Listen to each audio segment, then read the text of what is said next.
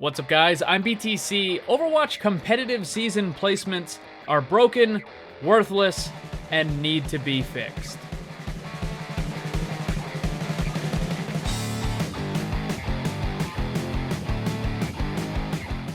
Every time there's a new competitive season in Overwatch, I get lots of comments in my Discord, on my videos, on the forums, all that sort of stuff, where I see the same thing over and over.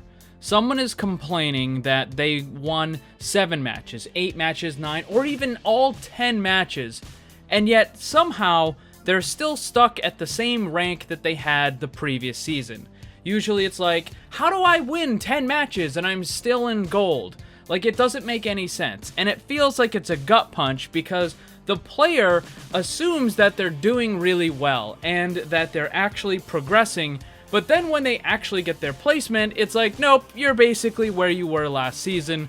Thanks for trying. It's certainly very discouraging for that player, and it's just not a good system. Blizzard needs to start implementing some kind of reset every single season. Otherwise, what's the point of even having seasons?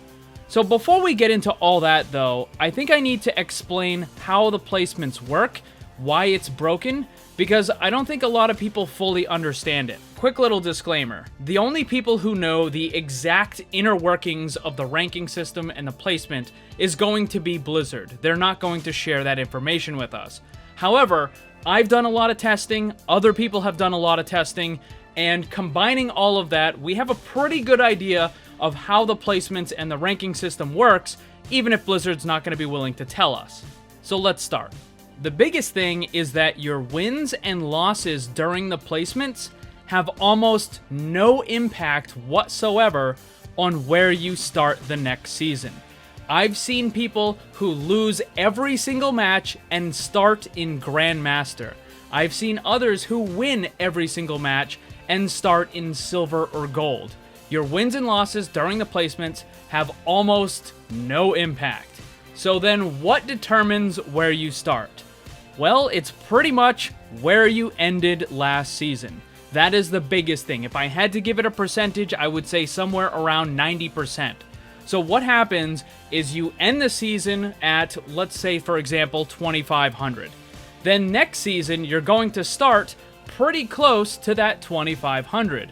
But what's that extra 10%? Well, that's how you do during your placements, how your individual performance is rated against other players.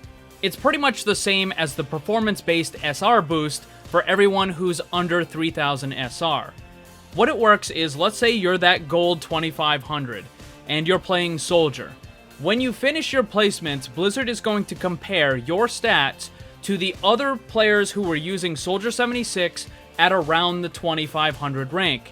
And if your stats are better than what the average is, then you get a bit of a boost, and you'll start a little bit higher. Maybe you start at 2,600 or 2,700, whatever it happens to be. If it's lower, then you're going to start under, and you'll be at 2,400 or 2,300, whatever it happens to be. And that's pretty much your placements in a nutshell. And it's really this kind of false impression at the end of all of your placement match when you see this big animated thing and it shows you, you won a match, you lost a match, you won a match, and then it goes through the big list until you get all the way to 10. And people look at that and they're like, oh man, I won all of them. And then they basically just place right where they ended off last season. And it's, like I said, it's really discouraging. And this leads into the question that I've been asking ever since they started the system, which is, why even bother to have seasons if you're just gonna start at the place where you ended up? I can understand you need a reason to give periodic rewards like the sprays and the competitive points for the golden weapons and all that sort of stuff, and you can do that without making us go through these useless placement matches every single time. Like, there's no point in going through them, so why even bother? If you're going to have seasons, you need to have some kind of a reset. Now, there's two different kinds. You can have a hard reset or a soft reset. Now, I think a hard reset would probably not really be all that good of an idea because it's a team game, and what you would end up is, if everybody had a hard reset where all the SR was wiped out, what would end up happening is you would do your placements and you would end up with a mix of people from bronze and gold and GM all kind of scattered throughout the teams, and it would just be a huge mess, and that would not be a fun experience for anyone, especially if you end up with a couple of GMs on the enemy team and a couple of silver and gold on your team. It's just not going to be a fair fight in any way, shape, form, or fashion. So I think a soft reset is the much better way to go with it, where you don't completely wipe away the SR, but it's still largely taken away. What I mean by that is you would still have to do your placements, but the people in your matches would be of a similar skill level from the previous season. So if you're at 3,500, then the people on your team and the enemy team would roughly be around 3,500 in order to make the matches fair. But the wins and losses would actually have a little bit of an impact more than they do now. However, I think the biggest thing would be your individual performance. Now, this is kind of a tricky one because you can't just say, well, whoever does the most damage gets the highest rank, because then you're going to have people padding their stats really badly, and they're going to get ranks that they shouldn't have gotten and all this sort of stuff.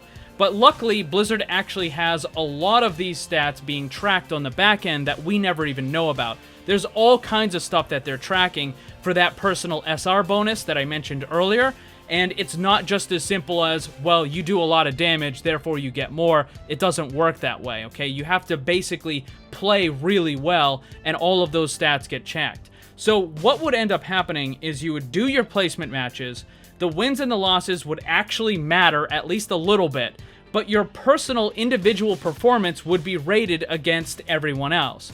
So if you're playing Soldier 76 and you do such and such amount of damage and healing and the final blows and this and that and objective time and accuracy and all those other factors that Blizzard is tracking on their end, right? All the stuff that we don't even know about that they're tracking, then you would get placed in a bracket that's comparable to your skill level. So even if you ended previous season with a 2,000 rating, if your stats as a soldier are on par with someone who should be at 3,000, then Blizzard is going to place you at 3,000. Now, if you end up dropping, that's on you. But they're going to place you in a location where you actually are represented by the stats that you're able to get. Because I think what should happen, if you're going to have a new season, then the players should be able to show how much they've improved. How good is that player right now? I don't care how good they were last season or the season before that. I want to know how good is that player right now, and where does that person deserve to get placed in the ranking system. Don't let previous seasons' ranks hold someone back. If they're able to perform at a level that is higher or lower than wherever they were, then put them in that appropriate place.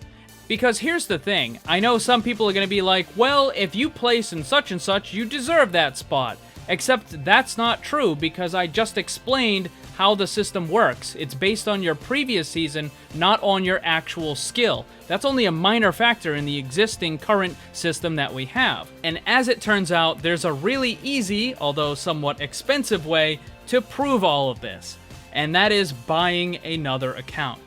I have seen quite a few players, this is not anecdotal by the way, this is a very large number of people who have tried this and been successful at it, okay? What they are is stuck in silver or gold in their main account. They go and they buy a new account, they level it up, they do their placements, and then they get placed into either high plat or low diamond. Now, some of the naysayers would say, well, they're not supposed to be there and they're just gonna drop down in rank back to silver or gold because that's where they belong. Except that's not what happens. In fact, the exact opposite is usually what happens. When they have that new account, not only do they place higher, but they actually climb as they continue to play. And here's the truly crazy part about it. They can continue to climb on that second account up into high plat, into diamond, even into masters, but if they go back to their main account that is in silver or gold, no matter how hard they try, even though it's the same player using the same characters, no matter how hard they try, they cannot get that main account out of gold. It goes to show how much of an anchor the previous seasons are when you're trying to rank up. The way I see it is this, Blizzard. If you're going to have multiple seasons, then the placements need to actually mean something. You need to have some kind of a reset, otherwise, why even bother having seasons? What do you guys think? Let me know down below.